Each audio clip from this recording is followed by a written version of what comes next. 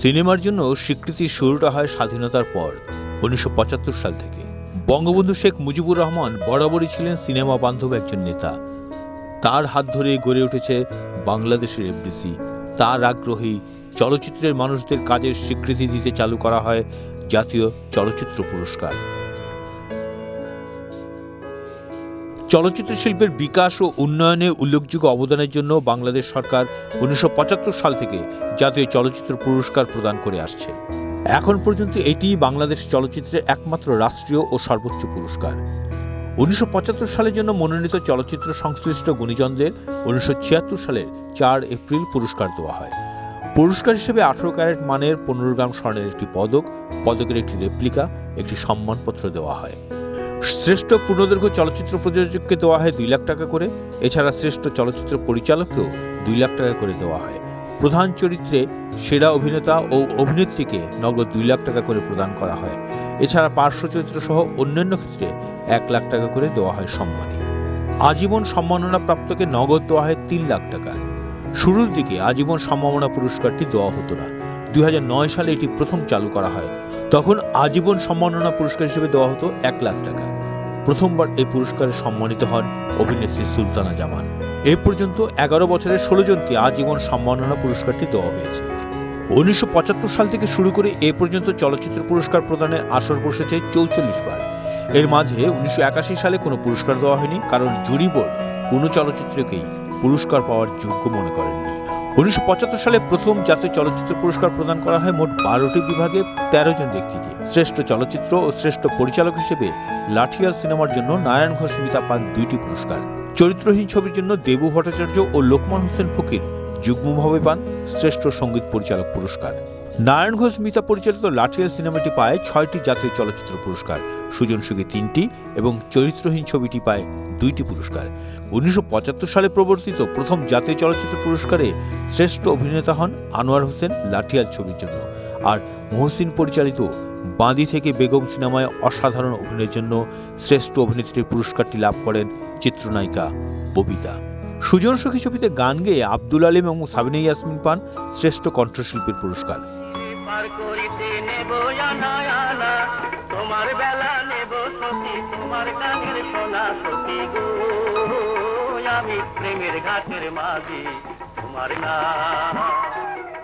শ্রেষ্ঠ অভিনেতা বিভাগে হ্যাটট্রিক সহ সর্বাধিক ৭ বার পুরস্কার লাভ করেছেন আলমগীর। ৫ বার এই পুরস্কার লাভ করেন রাজ্জাক ও ফেরদৌস। ববিতা শ্রেষ্ঠ অভিনেত্রী বিভাগে প্রথম পুরস্কার বিজয়ী এবং হ্যাটট্রিক সহ ৪ বার এই পুরস্কার তিনি অর্জন করেন। তবে চিত্রনায়িকা শাবানা তার এই রেকর্ড ভেঙে সর্বাধিক ৮ বার এই পুরস্কার ছিনিয়ে নেন। জাতীয় চলচ্চিত্র পুরস্কার চলচ্চিত্র সংশ্লিষ্ট যে কোনো মানুষের কাছে অত্যন্ত গর্বের প্রাপ্তি। তারপরও পুরস্কার প্রদানের ৪৫ বছরের ইতিহাসে পুরস্কার প্রত্যাখ্যানের ঘটনাও নেহায়েত কম না। ১৯৭৭ সালে তখনকার সুপারহিট নায়িকা শাবানাকে জননী ছবিতে অভিনয়ের জন্য শ্রেষ্ঠ পার্শ্ব অভিনেত্রীর জন্য নির্বাচন করা হয়েছিল, কিন্তু তিনি দাবি করেন তার চরিত্রটি পার্শ্ব চরিত্র নয়। তিনি সেই স্বীকৃতি গ্রহণ করা থেকে বিরত থাকেন।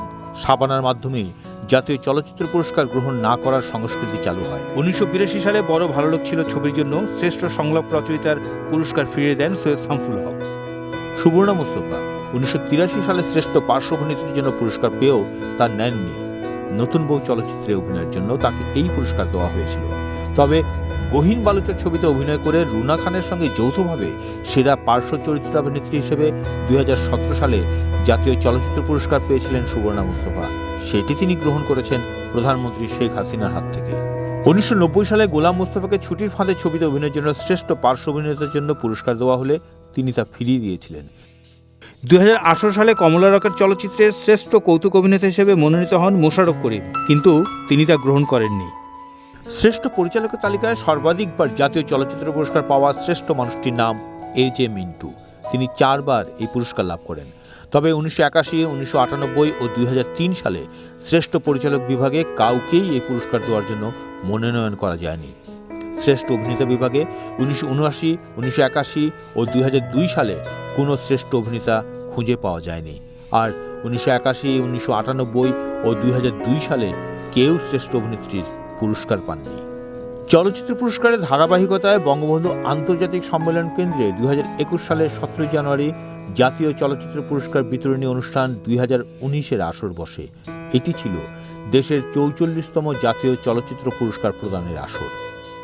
প্রতি বছর এই অনুষ্ঠানে রাষ্ট্রপ্রধান উপস্থিত থাকলেও এবার করোনা ভাইরাসের কারণে মাননীয় প্রধানমন্ত্রী গণভবন থেকে অনলাইনে ভার্চুয়ালি উপস্থিত থেকে বিজয়ীদের মধ্যে পুরস্কার বিতরণ করেন। প্রধানমন্ত্রী শেখ হাসিনার পক্ষে বিজয়ীদের হাতে পুরস্কার তুলে দেন অনুষ্ঠানের সভাপতি তথ্যমন্ত্রী ডক্টর হাসান মাহমুদ এমপি। 2019 সালে নির্মিত চলচ্চিত্রগুলোর মধ্যে থেকে 25টি ক্যাটাগরিতে 6টি যুগ্মসহ মোট 31 জনকে জাতীয় পুরস্কারের জন্য নির্বাচিত করে জুরি বোর্ড। এই বছর মাসুদ পথিক নির্মিত মায়া দ্য লাস্ট মাদার চলচ্চিত্র সর্বোচ্চ 8টি বিভাগে 10টি পুরস্কার পাবার পরও শ্রেষ্ঠ চলচ্চিত্র পুরস্কার জিতল যুগ্মভাবে ন ডরাই ও ফাগুন হাওয়ায় চলচ্চিত্র। যখন বসবে तुम ये कौन सी जुबान बोलती हो?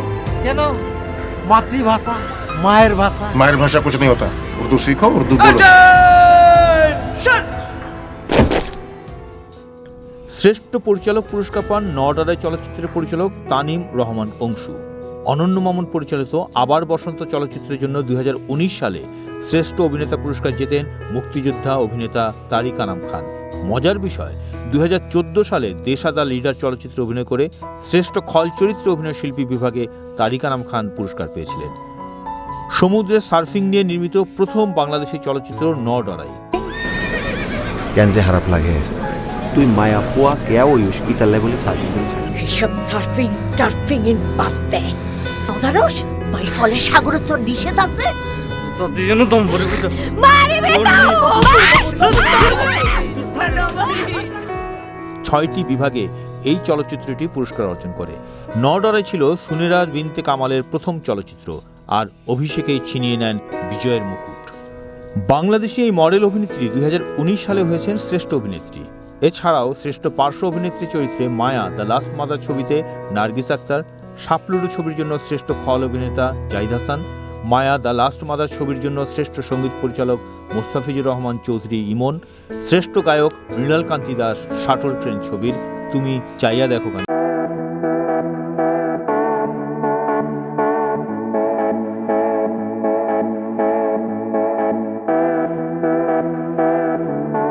নায়িকা হয়েছেন মায়া দ্য লাস্ট মাদার চলচ্চিত্র থেকে বাড়ির ওই পূর্বধারে গানের জন্য মমতাজ বেগম এবং ঐশী মায়ারে গানের জন্য। বুকের ভিতর গোপন বাসা দুইটা পাখির বাস, একটা পাখি বন্ধু তুমি, একটা পাখি আমি। কালো মেঘের ভেলা সিনেমার জন্য স্টেশনে জন্ম আমার গানটি রচনা করে কবি নির্মলেন্দু গুণ এবং মায়া দ্য লাস্ট মাদার ছবির চল রে বন্ধু চল গানটির জন্য কবি কামাল চৌধুরী যুগ্মভাবে পেয়েছেন শ্রেষ্ঠ গীতিকারের পুরস্কার। শ্রেষ্ঠ সুরকারও হয়েছেন 2 জন, প্লাবন কোরেশি ও তানভীর তারেক মায়া দ্য লাস্ট মাদার চলচ্চিত্রের জন্য। শ্রেষ্ঠ শিশু শিল্পী হিসেবেও পুরস্কার জিতেছেন 2 জন, কালো মেঘের ভেলা ছবির জন্য নাইমুর রহমান আপন এবং যদি একদিন ছবির জন্য আফরিন আক্তার রাইসা। রাইসার জন্য এটি প্রথম পুরস্কার হলেও আপনের এটি দ্বিতীয়বারের মতন জাতীয় চলচ্চিত্র পুরস্কার। 2017 সালে ছিটকিনি চলচ্চিত্রে অভিনয় করে প্রধানমন্ত্রী শেখ হাসিনার হাত থেকেই আপন নিয়েছিল শ্রেষ্ঠ শিশু শিল্পী হিসেবে জাতীয় চলচ্চিত্র পুরস্কার। চলচ্চিত্রে বিশেষ অবদানের জন্য 2019 সালের জন্য আজীবন সম্মাননা পান মাসুদ পারভেজ ও কোহিনুর আক্তার সুচন্দা। আজীবন সম্মাননা পদক বঙ্গবন্ধুকে উৎসর্গ করলেন মাসুদ পারভেজ। আর 1 সপ্তাহ আগে শরীরে অস্ত্রোপচার হওয়ায় এই আয়োজনে অংশগ্রহণ করতে পারেননি সুচন্দা। তার পক্ষ থেকে তার কন্যা পদক গ্রহণ করেন। পুরস্কার বিতরণী ও বক্তৃতা পর্ব শেষে ছিল সাংস্কৃতিক অনুষ্ঠান। এবারে জাতীয় চলচ্চিত্র পুরস্কার প্রদান অনুষ্ঠানটি সঞ্চালনা করেন অভিনেতা আনিসুর রহমান মিলন ও অভিনেত্রী আসনা হাবিব ভাবনা। দুজনেই এবারই প্রথম জাতীয় চলচ্চিত্র পুরস্কার প্রদান অনুষ্ঠান উপস্থাপনা করেন। চলচ্চিত্র শিল্পীদের অংশগ্রহণে জাতীয় চলচ্চিত্র পুরস্কার প্রদান করা হয় বর্ণিল আয়োজনে। ছিল নানান রকম পরিবেশনা। সব আয়োজন থাকলেও এবার সেটা বাস্তবায়ন করা হয় সীমিত পরিসরে। বাংলাদেশের চলচ্চিত্র অতিক্রম করছে এক ক্রান্তিকাল। দুঃসহ দুঃসময়ের এই ক্ষণে জাতীয় চলচ্চিত্র পুরস্কার প্রদানের সাথে চলচ্চিত্রের উন্নতির জন্য বঙ্গবন্ধু কন্যা প্রধানমন্ত্রী শেখ হাসিনার আন্তরিক প্রচেষ্টায় বাংলাদেশের চলচ্চিত্র ফিরে পাবে তার স্বর্ণকাল। চলচ্চিত্রপ্রেমীদের এইটাই প্রত্যাশা।